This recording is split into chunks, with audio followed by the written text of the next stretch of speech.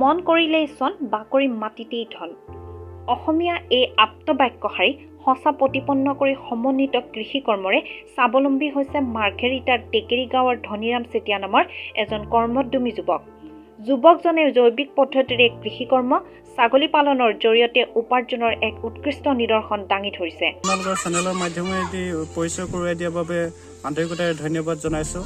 মই আজি কিছু বছৰ ধৰি কৃষি কৰ্মৰ লগত জড়িত হৈ আছোঁ আৰু মই সদ্যহতে জৈৱিক পদ্ধতিৰে কৃষি কৰ্ম কৰিবলৈ চেষ্টা কৰিছোঁ আৰু মই বিশেষকৈ ঋতুকালীন শস্যৰ উপৰিও উদ্যান শস্য, পশুপালন, মৎস্য পালনৰ লগত জড়িত হৈ আছোঁ আৰু গতিকে মই নতুন প্ৰজন্মক এটা আহ্বান জনাব বিচাৰিছোঁ যে যিহেতু কৰ্ম সংস্কৃতিৰ অবিহনে এটা জাতিৰ অস্তিত্ব কেতিয়াও নাথাকে, গতিকে কৰ্ম সংস্কৃতি হ'ল এটা জাতিৰ মেৰুদণ্ড। গতিকে নতুন প্ৰজন্মক মই এই ক্ষেত্ৰখনলৈ আগবাঢ়ি আহিবলৈ অনুৰোধ জনাইছোঁ আৰু সেয়ে মই মোৰ কৃষি কৰ্মৰ ক্ষুদ্ৰ যিবিলাক তথ্য, এই তথ্যসমূহ মোৰ সামাজিক মাধ্যমৰ জৰিয়তে মই বিভিন্ন সময়ত মই নতুন প্ৰজন্মক আহ্বান জনাই আহিছোঁ আৰু আজি এই মাধ্যমৰ জৰিয়তে মই আহ্বান জনাব বিচাৰোঁ যাতে যিহেতু অসমীয়া দেখাৰ কথা আছে, আজৰিলে বন বাকৰি মাটিতে ধন। গতিকে বহিৰাজ্যলৈও হয়তো আমি যাব লাগিব, কিন্তু তদুপৰি আমাৰ যিখিনি ইয়াত মাটি বাৰী আছে তেনেকুৱাকৈ সকলোৱে হাতে কামে আগবাঢ়ি আহক আৰু আমি এনেদৰে অন্ততঃ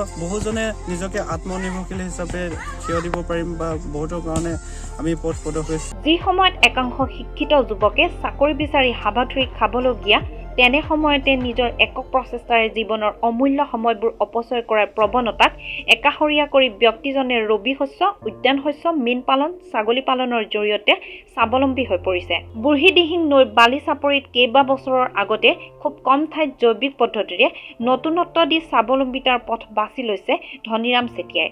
নাৰিকল, বিলাহী, থাইলেণ্ড বগৰী, ছাগলী পালনৰ জৰিয়তে যথেষ্ট লাভৱান হৈছে ব্যক্তিজন। মাৰ্ঘেৰিটাৰ পৰা অৰুণ ভূঞাৰ ৰিপৰ্ট, তৰংগ লাইভ।